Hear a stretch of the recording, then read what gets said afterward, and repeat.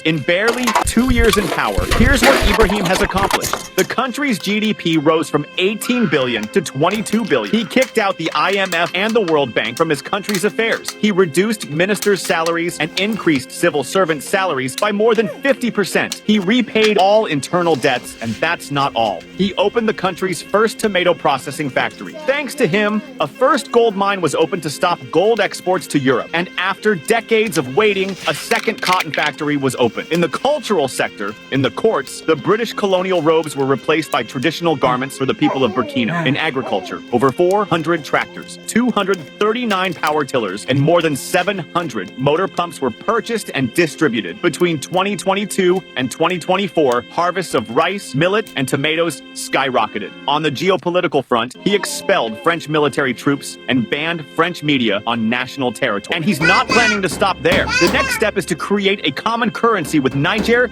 and Mali.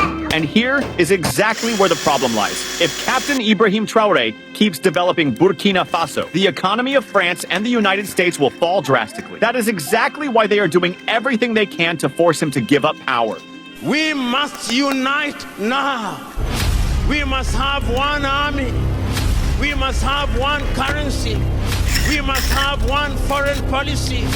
We must be united.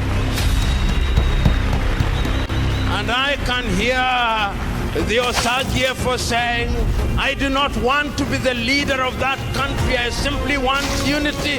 And I'm saying that we must live here with one united government. They listen not to the Osagiefo. We must unite now.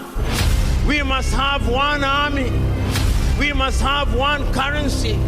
We must have one foreign